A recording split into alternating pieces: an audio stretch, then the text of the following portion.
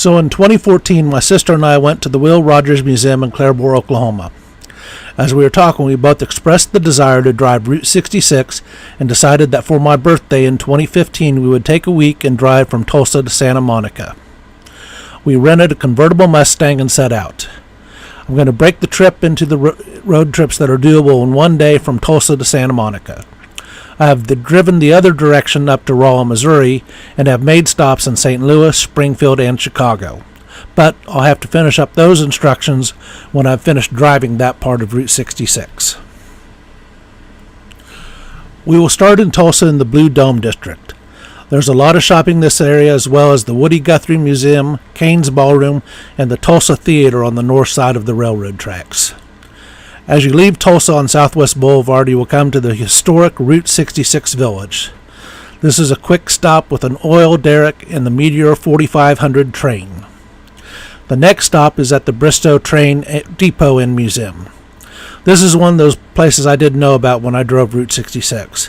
As I was researching this video, I came across it and decided to add it as one of the 10 stops on this day trip.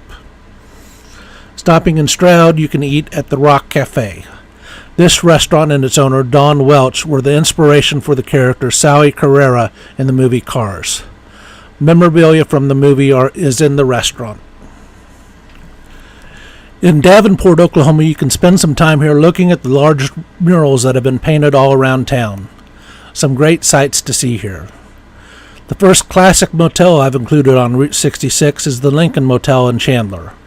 I haven't stayed here, but overall the reviews are decent. You can take a look at them in the links provided below.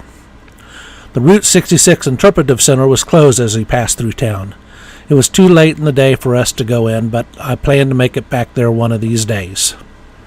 We have a great story about meeting the owner of the Phillips 66 gas station in Chandler. When he stopped, he was out mowing the yard. He told us that all the pains he's gone through to try and restore this building back to its original grandeur. This included spending $8,000 on the custom gutters alone. Behind the gas station, he has moved an old diner. He told us how these diners used to be hauled around and rented out weekly to restaurateurs. If the restaurant owner didn't pay the rent, then they came back, picked up the diner, and moved it to another location. I had driven past the Arcadia Round Barn several times, but hadn't actually stopped to look until this trip. It is incredible how much space is inside. The loft is available for rent.